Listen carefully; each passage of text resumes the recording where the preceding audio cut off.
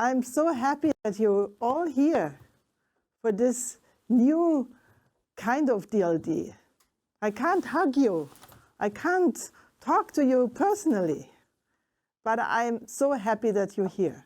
And for now, before we kick off, I have a special surprise for you, a wonderful surprise, a DLD pre-event surprise, the DLD All-Star Book Event.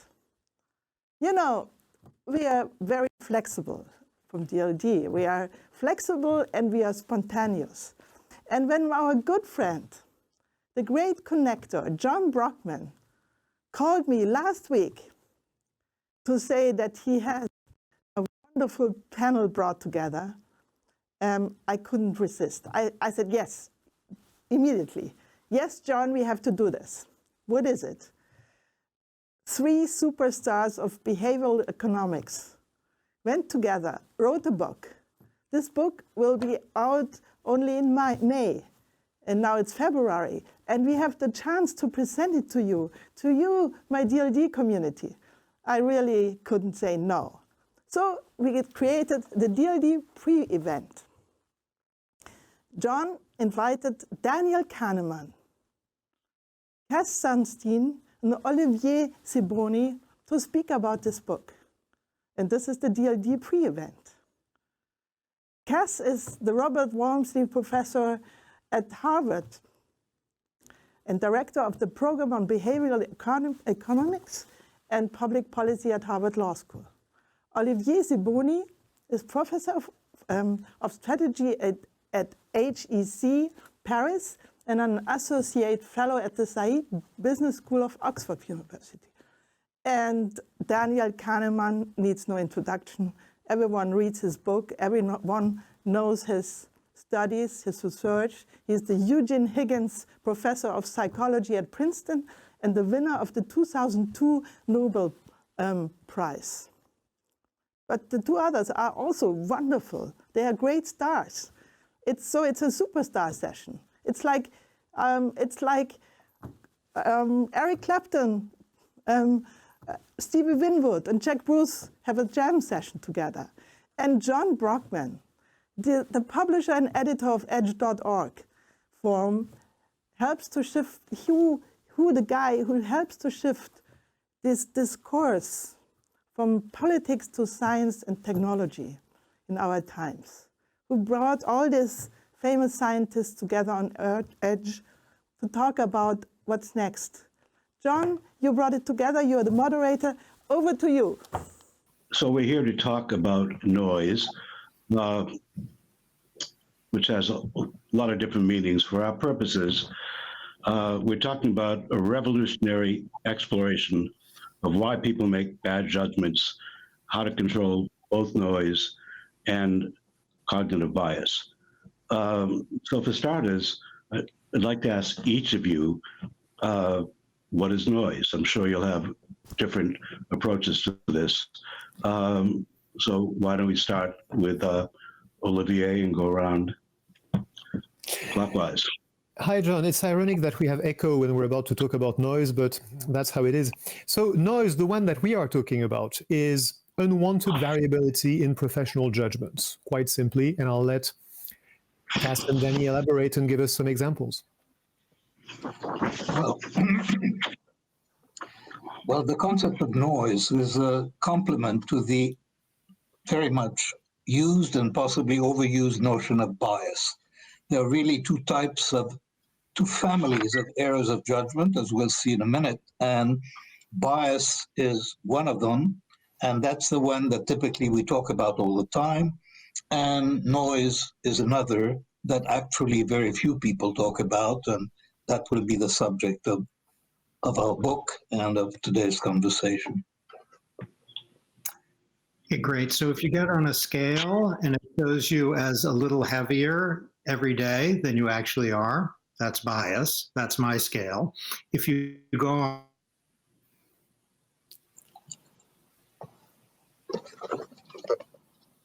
The problem of noise is pervasive and not sufficiently attended to. So if you have a judge who decides that someone who did something gets a very long prison sentence, and another judge who has exactly the same person decides that that person gets a short sentence, that's noise. If you have a doctor who on a Monday morning says, you're going to have to go into the hospital, you have a really bad case of COVID, and says in the afternoon maybe, or in the evening to exactly the same patient, you know, you have a very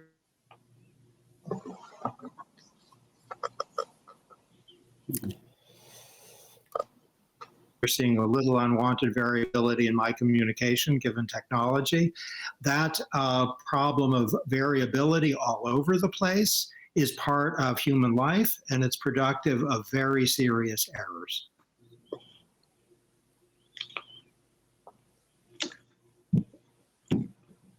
Question.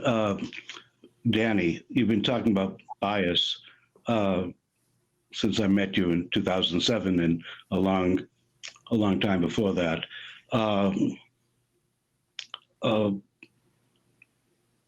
Why did it take so long to come up with noise? And it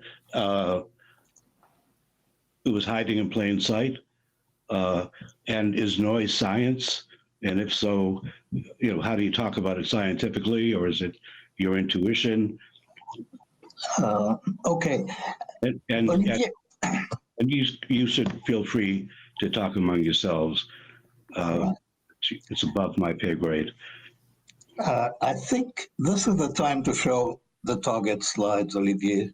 Are you the one showing it? No, I think our friends in the tech room are the ones who are going to show this slide that we sent you a minute show ago. the slide because it's very abstract without it. Here it is. This picture actually has a long history. So far as we know, it was certainly used by Daniel Bernoulli in 1778.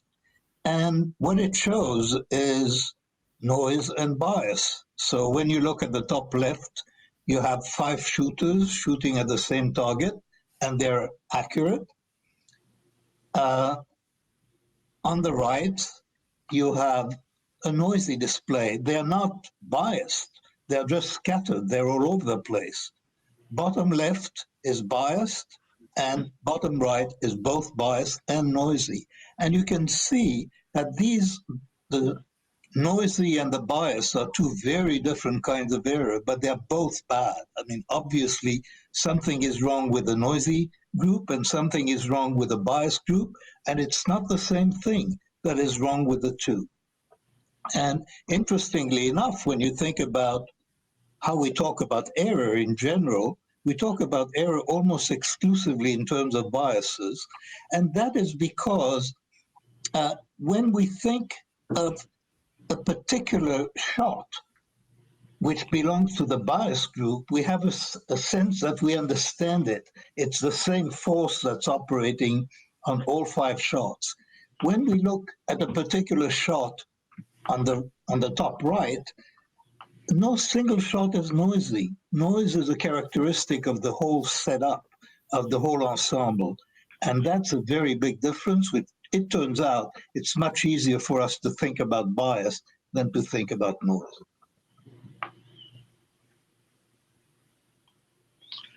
So what will this work on noise mean for the field of psychology? Well, I think that, what we hope it will mean is that people will realize that actually there are, in organizations and wherever there is error, that there are actually 2 sets of problems, and that we've been focused on one and not on the other. I should add that we have a pretty good idea of the relative importance of noise and bias, and we have a way of measuring it, which goes back 200 years, and it goes back to Carl Friedrich Gauss, and in that equation that describes error, noise and bias have really equivalent roles. and that is very difficult to appreciate, but it's actually elementary algebra. And it turns out that noise as a source of error is really quite important, and yet we don't pay attention to it. Maybe we should give an example. Yeah, it probably helps at this point to take an example, Danny, doesn't it? And Yeah. and by the way, I think we've seen the slide now. We don't need to Yeah, keep it on display forever. Let's remove the slide. Perhaps the best example, although that may not be, that may not seem to be interesting, but I think it is the example from the insurance company that we describe in the book, where if you are asking an insurance company for the policy, someone called an underwriter will actually have to quote you a price, depending on an assessment of how severe a risk the company is insuring. And depending on who happens to be available in a particular agency of the company, one or another underwriter will answer the request and will provide a quote. Now, if you asked the people in that insurance company, the senior executives of that insurance company, is there going to be a big difference depending on whether the quote happens to be done by Cass or by Danny, who are two qualified underwriter who are working today? They would usually say, no, not a big difference. Of course, this is a human decision, so we expect that there's going to be some variability. But when you ask them how much variability, in general, and this is actually quite a popular answer everywhere when you ask the same question, in general, they say about 10%. 10% is probably what we expect there will be when you measure how much difference there is between two judgments of the same case. When you actually measure it, which is what we call a noise audit, you find that the answer is not 10%. The median difference is 55%. It's 5 times larger than people think it is. And that is the story of noise. Everybody understands that there is noise. Everybody understands that when it's a matter of judgment, people are not going to have exactly the same judgment. When you ask a judge, if you have to sentence this defendant, do you think that another judge would give exactly the same sentence? The judge will say, no, of course, not exactly the same sentence. But the judge expects that another reasonable, qualified, unbiased judge would pretty much give the same sentence. And every time we measure that variability, it is vastly greater than people expect it to be. That is why we think noise is a serious problem. Is it also an opportunity? It's completely an opportunity. If you have a firm that is suffering, let's say, from error resulting from noise, where customers are treated really differently or plans are treated really differently, depending on whether it's sunny or snowy, or depending on which particular person happens to be in charge, there are things you could do. We call it decision hygiene.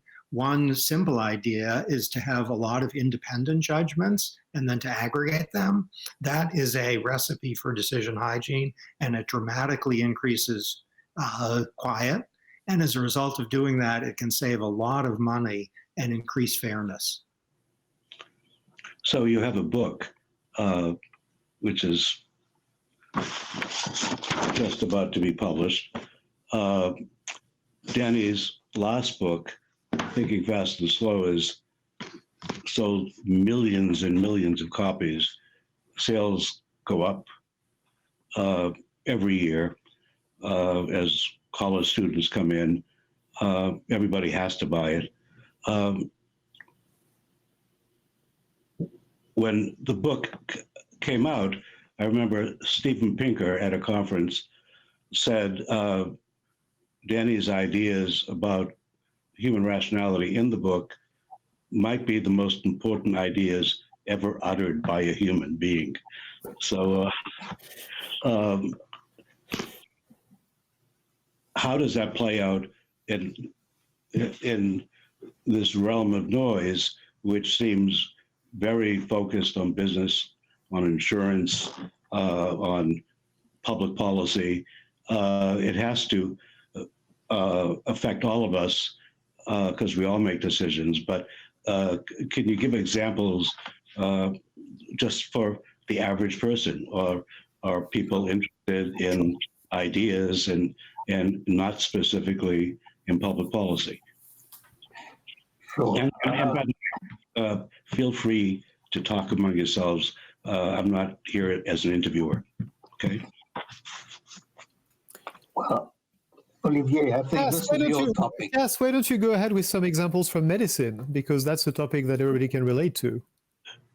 Okay, so suppose you are feeling some pain in your chest and you go to a doctor and the doctor says, I think you have a heart issue, we're going to have to do a lot of tests. And then suppose you don't like the... Cass is breaking out, it seems. Yeah, completely. And you shouldn't have tests because it's not a heart issue, it's an issue that you're under stress. That's an example of noise in the medical profession. You can also have noise with respect to your...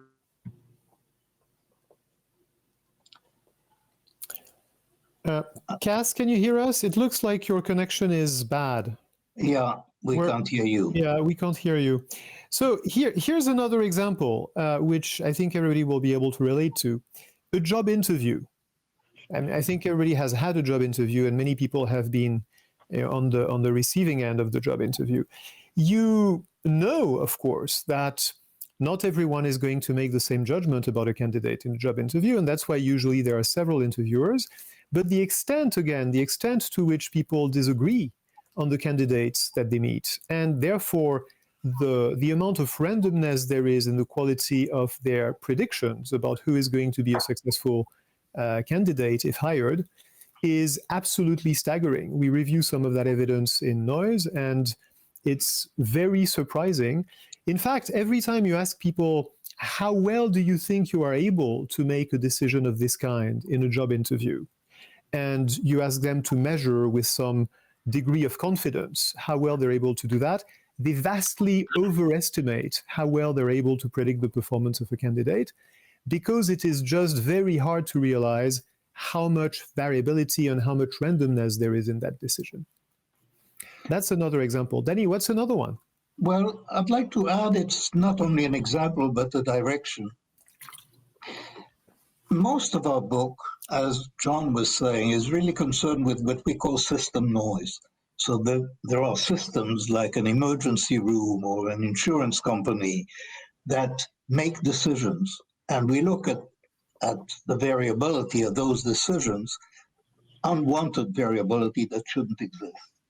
And we have some ways of dealing with this. We have a proposal, what we call decision hygiene, a set of proposals of how to deal with this. But what we consider really quite important is that when you have an individual, and that could be an individual making an important decision for herself, or it could be a national leader making a decision that is actually looks and feels unique, that unique decision could be improved if you apply decision hygiene to it. And one of my favorite quotes from the book, which is our friend Olivier came up with it, is that a unique event is a repeated event that happens only once. And so the scope is not restricted to system noise. The scope of decision hygiene and what you can do about noise includes singular decisions. And that vastly increases the scope of the noise problem. And so, John, to continue to answer your question, what we are hoping comes out of this book for the people who read it is a sense that whenever you're making a decision, whether it's a recurring decision like interviewing hundreds of candidates and trying to pick the best ones, or a singular decision like the fateful decisions of political leaders, or maybe the once-in-a-lifetime business decisions of industry leaders, there is a way to make that decision that reduces this unseen variability, this unwanted but unseen variability we call noise. If you do not apply these methods, which we call decision hygiene, you run the risk of being influenced without knowing it by all kinds of forces that introduce some randomness in your decision, as if a chance device was intervening to change the output of your thinking. You wouldn't want that to happen. You would want to stop that from happening if that was the case. That's what you need to do with noise. You need to start to introduce decision hygiene in your decisions, because just like hygiene protects you against germs you don't see and you don't know, and you will never know what germs you avoided by washing your hands.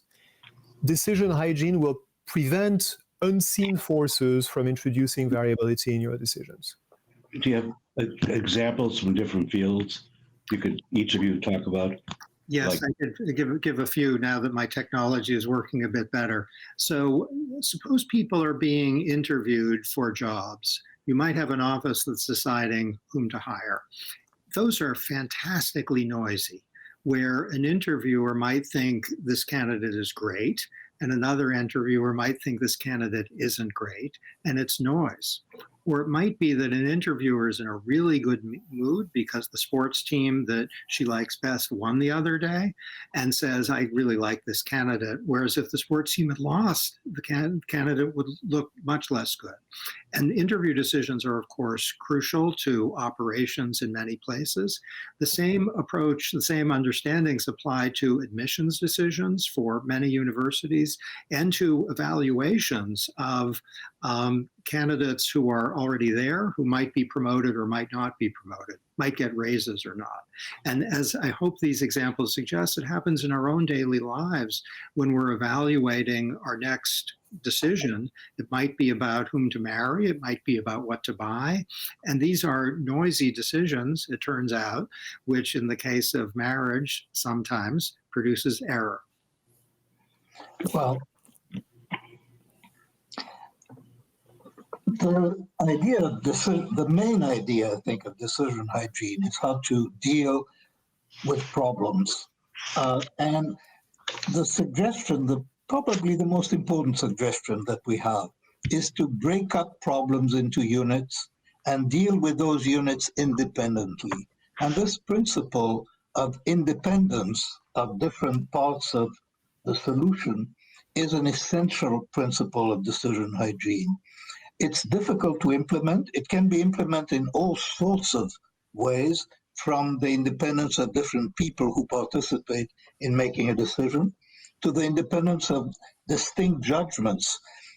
And that you have to make on your way to making a decision, for example, different aspects of a business that you're considering for an acquisition, we are recommending making judgments as independent as possible and this is key, delaying your intuitive global evaluation of problems until the end. So we're not proposing to dispense with intuition, which people would reject and refuse. We're proposing to delay intuition. And that, I think, is a fundamental principle of decision hygiene as we present it. Here's an example for which a lot of people are focusing right now, which is what should, let's say, Germany or India do about climate change? You might have a general intuition that the economy is doing very badly in one or another country and doing a lot about climate change isn't a great idea, or you might have an intuition that climate change is an existential threat and doing a lot is a really good idea. But once we do, as Danny suggests, a disaggregation of the component parts, suppose we're thinking, what should Germany's plan be for climate change? Then we will be able to make a lot of progress in reducing bias and also in reducing noise, because the pieces, once aggregated, will often lead to a judgment that, if not universally shared, at least produces a lot less noise than if we just consulted broad intuition about climate change. There is a point that we haven't mentioned yet about the difference between noise and bias that I think should be mentioned.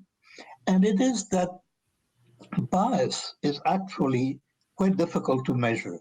In order to measure bias in judgments, you have to know the truth. It turns out that noise is, in most situations, in many situations, much easier to measure. And it's easier to measure because you can measure the variability of judgments without knowing which judgment is the accurate or the correct one. And we call that a noise audit. And there are possibilities with noise audits that simply do not exist when you're trying to minimize bias. And so there are several features that this highlights. Bias, we think, in in many situations, if there is a big bias, for example, in the insurance company, if there had been a bias that is equivalent to noise in the judgments of underwriters, the company would have detected it. And if it hadn't detected it, it would have been run out of business. So bias is detectable much more easily than noise. And noise, it's detectable and therefore controlled probably to a larger extent than noise is. Noise can be measured, and once it's measured, you can take steps to control it. But there is another difference that we should point out as we talk about measuring it, which is that we don't usually work up the same outrage about noise as we do about bias. And I think that's a mistake, and we should try to remedy it. I remember a conversation with a judge, an actual juvenile judge, in fact, who to whom I was explaining the idea of noise and saying noise is basically the fact that if a juvenile is tried by you, the sentence will be different than it will be if the same juvenile in the same case is tried by the judge next door. To which this judge replied, well, that's a fact of life. There's nothing we can do about it, is there? And then I said, well, if the juvenile got a different sentence because one was white and the other was black, would that be acceptable? And she said, no, of course not. And so morally, we think that a randomness and unfairness and injustice that is caused by chance is somehow more acceptable than one that is caused by bias. We think it's not. We think it's a problem as well, and we should do something about it, but we need to work up a little bit of energy and outrage about it so that we actually start the effort of doing noise audits, as Danny was describing, and doing something about decision hygiene. One way to think about this is part of what we've identified as lotteries everywhere. Lotteries in circumstances in which people don't think they're entering a lottery. So if you're suffering from, let's say, some sort of psychological issue that's making you scared or sad, and you go to a psychiatrist, you're actually entering a lottery, we find, in the sense that what the psychiatrist says, you're anxious, you're depressed, you're having a bad week. Those are three very different responses. And a psychiatrist who's trained might actually offer one of the three. That's a lot of noise. And since mental health is one of the most serious problems facing humanity these days, the idea that there's a lot of noise in the system, that should be outrageous. And it's a scandal, but it's also a great opportunity. There are strategies that can be chosen that can specify with more accuracy what the actual truth is. And as Danny says, even when there isn't clarity on truth, there are strategies that can reduce the noise. All right, question. Since science is a methodology, and you do experiments and you replicate them, how do you, as a psychologist, what does this mean for the field of psychology, how psychology is done, and how do you do experiments regarding noise that are replicable? Well, in other words, you won a Nobel Prize because you did experiments and they were repeated successfully. Where's the science here?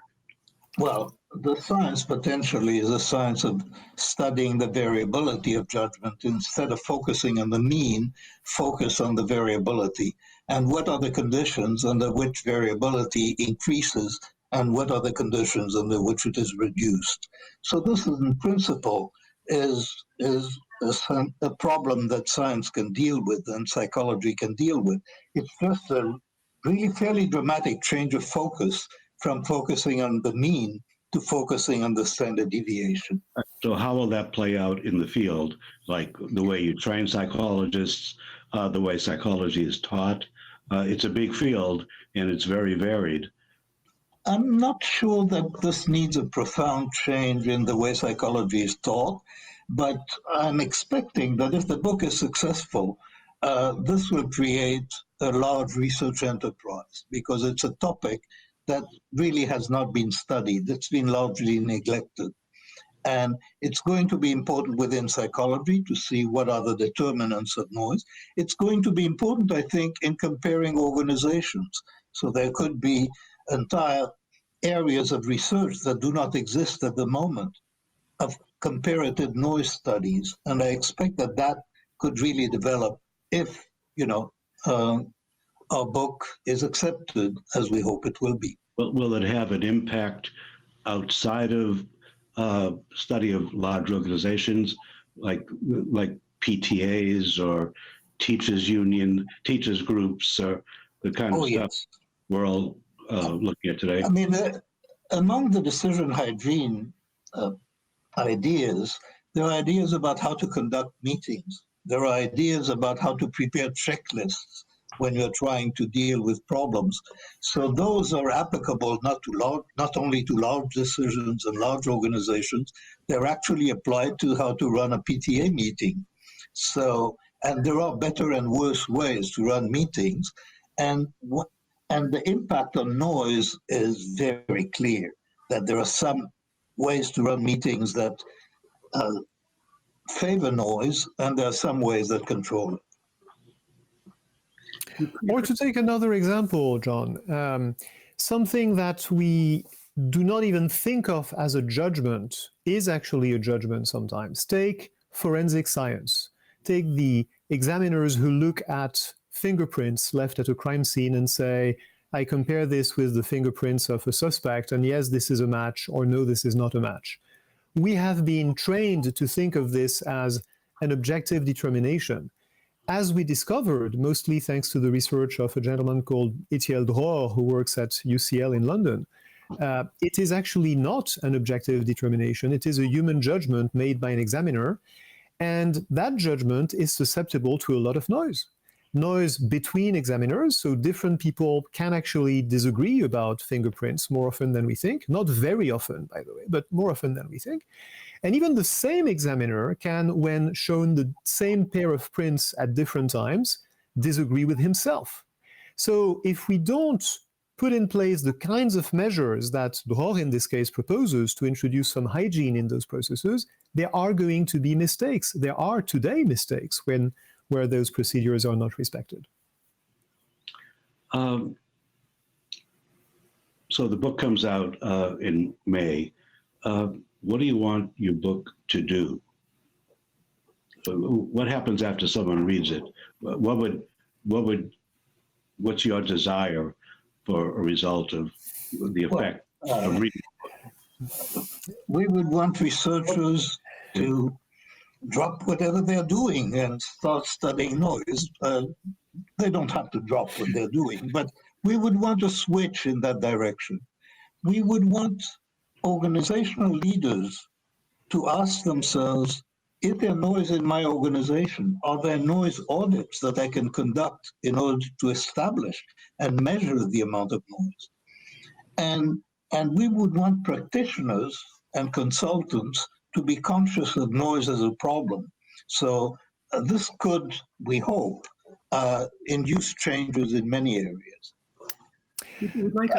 Sorry, go ahead, Cass. Sorry. So we'd like a quieter world. So let's say, I'll just give one example, that restaurants and other establishments are being inspected for conformity to requirements. If it turns out that the inspections are noisy, so that everything depends on who's the inspector, or whether the day is cold or warm, that's a real problem.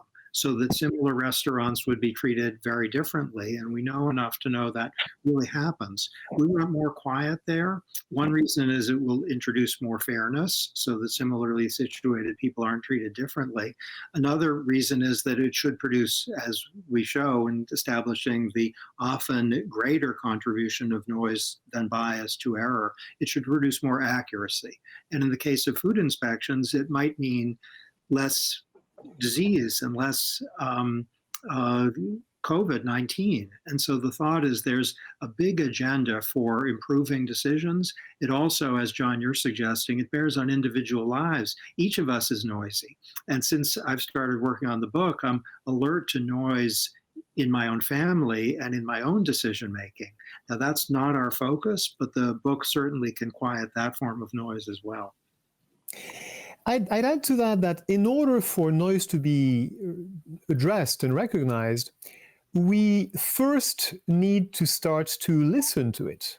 We first need to stop ignoring it and to stop sweeping it under the rug. And what organizations are very good at doing, which is why we're having this conversation today, and people don't talk about noise all the time, organizations are very good at suppressing noise, at having procedures and ways of working that hide the presence of noise.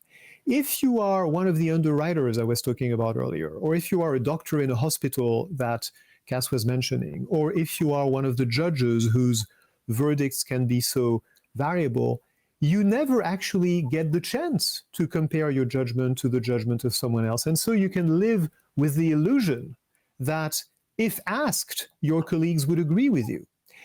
When there are, in fact, situations in which you disagree, organizations do a very good job of explaining them away. They find reasons, they point the finger at the culprit who made a bad decision, and they exclude him so that they never actually realize how much disagreement there is between people who are making those pronouncements about the outlier decisions. So we need to start recognizing noise, accepting it as a normal fact of life, as a normal feature of human judgment, even in fact sometimes as something that we can work with to reduce noise in the organization, because if we aggregate the independent judgments of multiple individuals, we will have better decisions. That's one of the decision hygiene techniques. But for that, we need to face the music and to recognize the presence of noise. It's interesting. Noise is something people really weren't talking about before Danny's proposed this book, and now it's something we're all dealing with in different levels. In this regard, how is noise impacting your lives personally? Let's forget the organizations for a minute and just people walk around today, and the whole idea of bias has become a meme. Everybody has bias stories. People don't have noise stories. In my own life, I don't have an organization. I have a phone, and it's me. I don't have to interact with lots of people in a formal way. What's my takeaway for this? What's the takeaway of you individually? Like, you go home, you see your kids, you deal with your parents, you have relationships. How do you feel? Just a personal take. I don't think that people will become aware of noise in their own decisions. It doesn't work that way. You have no opportunity to discover the counterfactuals that you could have decided differently. So if there is any impact on the lives of individuals, it's going to be through decision hygiene. It's going to be through procedures that may become more popular about the way to think about decisions that face you and about judgment that you have to make. I don't believe that people will become aware of noise because almost by definition, you see one thing, you do not see what it could have been, you do not see the counterfactuals. And it's those counterfactuals, it's the cloud of unrealized possibilities that constitute noise. And our book is not going to make that visible. It really is going to stay invisible. We're going to have to deal with it without, in many cases, being able to see it. I can give two examples, one of which suggests some optimism on the individual side. I'm much more alert in my own decision making to the possibility that I would think differently on another day in a different mood. And I'm also much more alert than I was before I started on the book to the possibility that someone exactly like me might reach a different decision, which means consultation of people who have different perspectives and maybe aggregating. Also, to Danny's point about groups, it's just the truth, and I think we all can recognize this, that sometimes one person in a group will happen to feel very assertive, let's say at the beginning of the meeting, and can move the group in a direction on which the group will eventually have enthusiastic consensus. Whereas an otherwise identical group, with that person quieting himself, let's say at the beginning, might end up in a completely different place. And that's one reason why groups can be really noisy across groups. And that suggests a few ideas about to handle, let's say, the risk that the individual confident person in minute one can drive the group in a particular direction. And we have a bunch of things to say about group management to increase accuracy and reduce noise within and across groups. I think we have about 3 minutes left, so I'd like each of you to wrap up with a minute, starting with Olivier. Noise is an unseen phenomenon. It's a very big problem for two reasons that we've talked about at various points in this conversation. One is that it makes us make errors. It's a source of error that is equivalent to bias, that plays the same role as bias and that we shouldn't neglect. The other is that it's a source of unfairness and injustice. And for both reasons, we should be serious about it. The motto of our book is the following. It's wherever there is judgment, there is noise, and there is more of it than you think. It tends to be invisible, and we tend to underestimate its impact. Noise is an unexplored country. It's one of the few on Earth that we really haven't spent a lot of time in. And spending a little time there can pay tremendous dividends in terms of improving human decision-making and reducing suffering.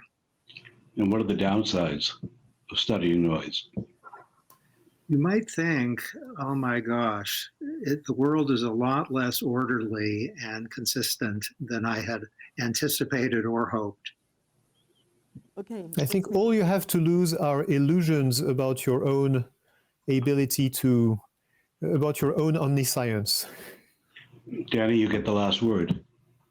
Oh, well, I think an interesting conversation that is going to take place is going to link judgment with algorithms.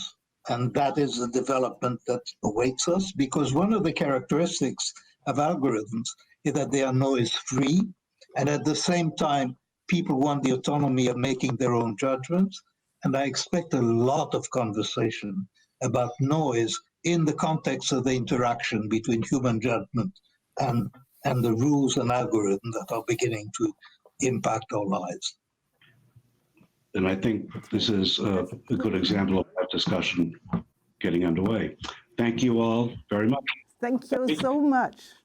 Listening to you four guys, I was fascinated, and you made me so curious of this new concept of decision hygiene. I think we all the audience learned so much, and it's only the beginning probably, because what you said, on one hand, the organizational types of decision-making, the psychological types of decision-making, also the coding decision-making support is one side. I think what you just introduced is a new chapter of the conditional humane. It's a new philosophy of what we as humans do and how we do it. I'm very impressed. I'm so curious about your book, and I'm looking forward to have many more discussions like this. I hope it's only a beginning. Thank you for bringing this together, John. Thank you for being at the DLD All-Stars event. It was already a highlight. I'm so happy. Thank you. Thank you. Thank you.